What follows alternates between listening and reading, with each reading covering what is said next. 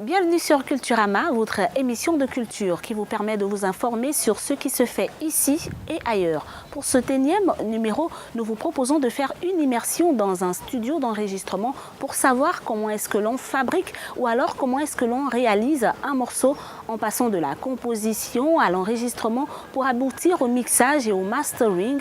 Notre invité s'appelle Georges Kamgwa. Il est un ingénieur du son, arrangeur et producteur. À tout de suite.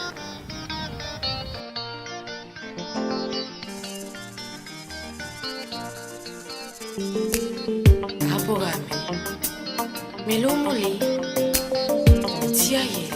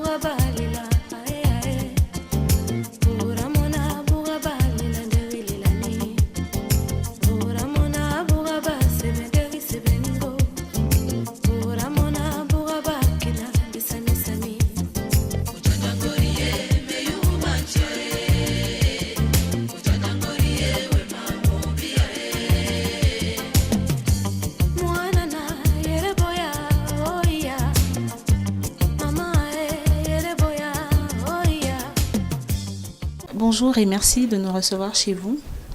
Bonjour. Comme je l'annonçais aux téléspectateurs, on va donc aborder le processus de fabrication d'un morceau. Alors, lorsqu'un artiste arrive chez vous avec une composition, comment ça se passe? Depuis tout à l'heure, on parlait de fabrication. Peut-être que le mot est mal choisi. Une chose à préciser déjà.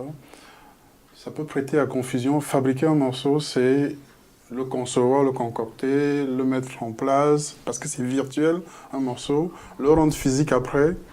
Et après, pour le rendre physique, c'est fabriquer. Fabriquer un CD, un disque, des DVD, tout ça, c'est fabriquer. Mais je dirais plutôt comment on réalise un morceau. D'accord. Comment on réalise alors? Alors, comment est-ce qu'on réalise un morceau? On prend contact déjà avec un studio pour le faire ou avec un arrangeur. Deux cas de figure. Soit l'artiste est un arrangeur, comme le cas d'Akanenge, soit l'artiste est tout simplement quelqu'un peut-être comme vous qui chante, mais qui n'a aucune idée de comment le processus se passe. Alors, dans ce cas-là, dans ce deuxième cas de figure, on prend contact, on se rencontre, je cherche à savoir ce qu'il a à chanter comme musique, comme style de musique. On discute, on prend un rendez-vous et on démarre le travail. Il me confie les arrangements, je suis chargé de contacter les musiciens par rapport au style de musique qu'on va faire. Et on se donne un rendez-vous pour travailler. Alors, comment s'effectue le choix du rythme, par exemple? Généralement, l'artiste sait ce qu'il veut en termes de rythme. Souvent, pour les profanes, pour les débutants, on va dire, ou les amateurs, ils écrivent déjà avec une mélodie et un rythme dans la tête. Ils veulent faire du zouk, de la rumba, ou d'une djembé ou de l'obisco, j'en sais rien. Il vient avec un style. Dans d'autres cas, et c'est souvent les cas qu'on a rencontrés là, par exemple, en période électorale, des hommes politiques écrivent des textes qu'ils veulent pour faire passer un message, mais ils ne savent pas quel rythme utiliser pour faire passer le message. Souvent, quand c'est à l'intérieur du pays, selon qu'il est du sud, du nord, de l'est ou de l'ouest, il choisit une musique traditionnelle de sa région et on s'y conforme. Ou alors, on fait une musique un peu plus générale, ça va être du soukous, des musiques importées, voilà, et on colle son texte sur une mélodie qu'on adapte à une musique. Comment se fait l'adaptation de la parole au rythme? Ça, c'est la partie des arrangements et c'est toute une école. En parler comme ça en 2 minutes, c'est pas facile. L'artiste chante. Je prends une guitare ou des notes de piano. Après qu'on ait décidé d'une direction à suivre tous les deux par rapport à sa chanson, j'entends par la direction le style et le rythme de la musique, la vitesse et tout ce qui va avec, de la hauteur de sa chanson par rapport à ses aptitudes à chanter haut ou bas, selon que c'est un homme ou une femme. C'est très compliqué. Et après, avoir situé le style, la vitesse et avoir donné un domaine de définition au travail à faire, eh ben, on démarre tout simplement le travail en l'écoutant chanter et en adaptant les accords à ce qu'il fait. Pour un débutant, pour le cas d'espèce, un débutant, combien de fois il peut être amené à poser la voix selon votre expérience, ce que vous avez déjà rencontré? Déjà, dans un parcours normal, on est amené stratégiquement et même systématiquement, les deux mots s'acceptent, à poser plusieurs fois la voix. Une première fois pour avoir un aperçu, pour que l'arrangeur ait un aperçu général de bout en bout de la chanson. Sur la base de cette mélodie qu'on va coucher sur une bande numérique aujourd'hui, on crée toute la musique autour. Et quand la musique est créée, parce que ça ne se fait pas systématiquement sur place, il faut prendre du temps, cogiter, ça peut prendre 1, 2, 3 semaines, je ne sais pas, un mois, peut-être plus. On rappelle l'artiste qui revient chanter sur la musique ainsi créée. Après qu'il a chanté, on ne considère pas que c'est la musique, que c'est la voix définitive. Il peut repartir avec, cette fois, sa voix sur une musique à compromis. C'est-à-dire que nous sommes tombés d'accord finalement sur le contenu de la musique en fonction de sa voix. Il repart avec sa musique et il se familiarise à l'environnement musical qu'on lui a créé. Entre-temps, on parfait par rapport à sa nouvelle voix, tout ce qui tourne autour de sa voix.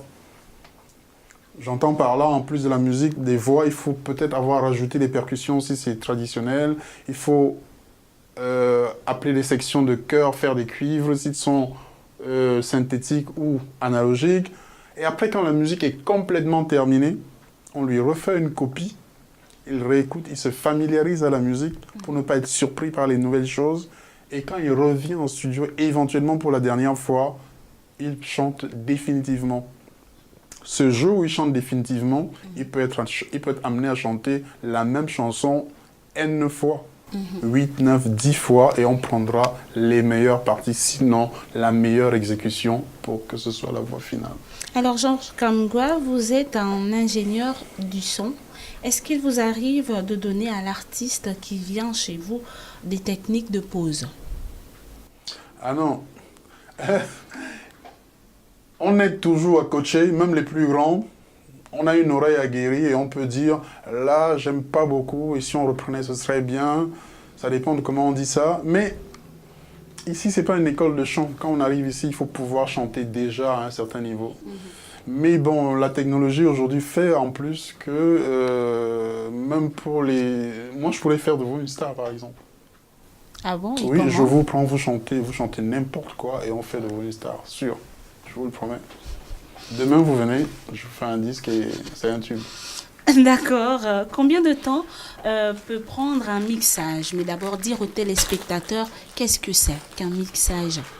La musique, pour ceux qui ont eu l'occasion d'assister à un concert, comme ceux qu'on fait sur le bord de mer pour les fêtes d'indépendance où plusieurs artistes passent à tour de rôle, il y a plusieurs musiciens derrière la scène qui jouent de plusieurs instruments. Mixer, c'est mélanger tous ces musiciens, mélanger les sources sonores émises par ces différents musiciens, batteurs, percussionnistes, guitaristes, bassistes, saxophonistes, chanteurs, choristes et ainsi de suite, pour en faire une seule source musicale qui est gravée sur un support, un CD en l'occurrence, ou un fichier numérique qu'on peut écouter en USB sur une clé ou dans un téléphone. C'est ça à mixer. C'est l'équivalent de mettre ensemble des oignons, du cube magie, de l'eau, du sel, du poivre, pour en faire un seul plat. À la base, c'est plusieurs choses et acheter différemment à différentes personnes qu'on met ensemble pour n'en faire qu'un. C'est ça, mixer. Alors, combien de temps ça peut mettre sur la composition d'un artiste? Combien de temps on peut prendre pour mixer un... Combien de temps ça prend pour mixer un titre? Effectivement. Ça dépend de la complexité du titre. On ne fait pas une omelette. comme on fait du nyamboué. Ça ne prend pas le même temps. L'omelette, on casse l'œuf, on sale, on poivre, on met dans la poêle, on met du beurre, on poêle un peu, on retourne, c'est prêt. C'est 5 minutes, c'est terminé. Une chanson, dans le style que j'ai souvent fait avec Pierre Akenenge, c'est souvent, ou encore avec Léon Donchanga récemment, c'est parfois une guitare, une voix. Dans le style Lokwakanza, par exemple. La plupart des temps, les chansons à thème où on a juste besoin, ou du slam, ça peut être une guitare et une voix. On ne mixe pas une guitare et une voix qui pourrait prendre quoi, 1 heure, 2 ou 3, j'en sais rien. Comme on mixerait une chanson de Vico Secondo avec de la harpe musicale, du mungongor, un batteur, des joueurs de tam-tam, des joueurs de violon, un bassiste, des sections de cube. Ça peut prendre 2-3 jours. Georges Kambouga, nous allons marquer une pause, histoire de suivre avec vous la découverte de Culturama.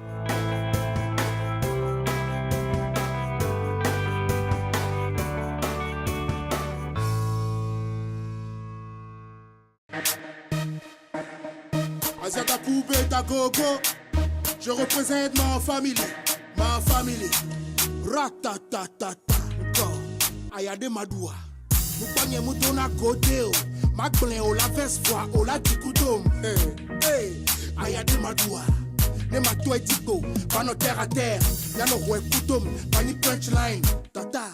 Ayade Madoua, à chiant, Ayade Madoua, à clean, Ayade Madoua, et oui, non, Ayade Madoua, Kai, Ayade Madoua, à chiant, Ayade Madoua, à clean, Ayade Madoua, et oui, non. Ayade Madoua, oui, Ayade Madoua, bah.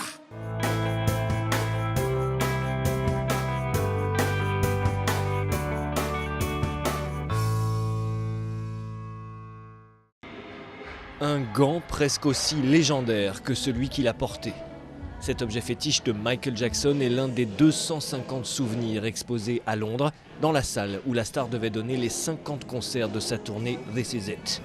Après la mort subite du chanteur fin juin, ses fans privés de retrouvailles sur scène pourront se consoler avec cette exposition. Il y a un lien très émotionnel ici que beaucoup de fans, surtout les fans de longue date, vont trouver très touchant. Et on retrouvera sans doute chaque soir des mouchoirs en papier par terre, parce qu'à l'évidence, certains auront la larme à l'œil. Nombre de ces objets viennent directement du ranch de Neverland en Floride. La Rolls-Royce personnelle de Jackson, des portraits ou d'innombrables costumes. Mais le public pourra aussi se faire une petite idée des concerts qui n'ont jamais eu lieu, avec par exemple cette maquette de la scène sur laquelle le roi de la pop devait chanter. C'est vraiment bien qu'il soit là, grâce à tous ses souvenirs, à l'endroit où il aurait dû se produire pour ses 50 spectacles. Alors oui, on ne le verra pas en live, et ça nous rend très malheureux, mais au moins, on découvrira un autre Michael. Un autre Michael comme Jackson l'auteur. Voici, écrites de sa main, les paroles du tube Beat It. L'exposition restera 3 mois à Londres. Son inauguration coïncide avec la sortie mondiale de This Is It, le film réalisé à partir des images des dernières répétitions de Michael Jackson dans les mois qui ont précédé sa mort.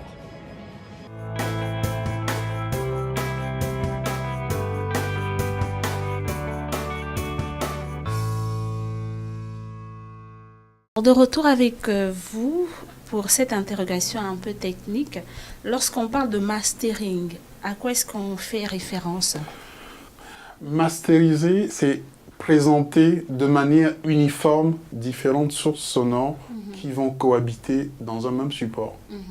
Masteriser, c'est comme faire une table de buffet sur lequel on range bien les bananes, tous les accompagnements, on met les sauces à part, pour que quand quelqu'un vient se servir, il a à faire un parcours où il se sert plusieurs choses de bout en bout de la table de buffet, sans trop se prendre la tête.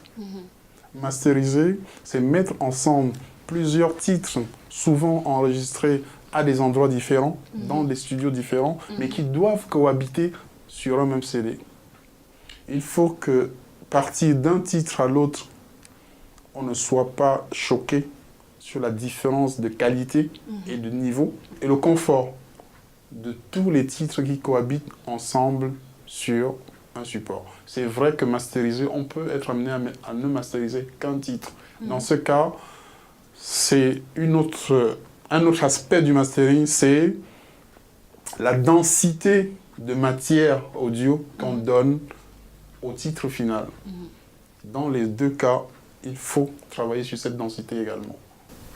Alors Georges Kamgwa, cet entretien tire donc à sa fin. Déjà. On va vous demander votre mot final. Le mot de fin va être plus technique qu'autre chose, étant donné qu'on ne parle essentiellement que de technique là. Beaucoup de jeunes pensent que le métier qu'on fait aujourd'hui, il suffit d'avoir un ordinateur, un micro à acheter ça et là, de savoir comment le tout se branche pour prétendre réaliser un produit audio de qualité. Non. C'est un métier avec une formation dans les écoles, Bac+5, et parfois, pas toujours, ce qui est mon cas d'ailleurs, on ne sort pas d'une école, mais le parcours que je tire derrière moi avec des formations, des recyclages en France, font que c'est un métier que j'appelle les jeunes à respecter et à prendre très au sérieux. C'est un métier ouvert à trop de choses, à la télévision, à la radio, et à bien plus de choses que la musique elle-même, tout simplement. J'entends le métier d'ingénieur de son et aussi d'arrangeur musical. Il faut le prendre au sérieux et chercher à comprendre comment ça fonctionne pour prétendre faire ce métier. Merci à vous pour toutes ces informations. Je vous remercie. Quant à vous, chers téléspectateurs, vous aurez donc compris le processus, il est long. On vous dit à très bientôt.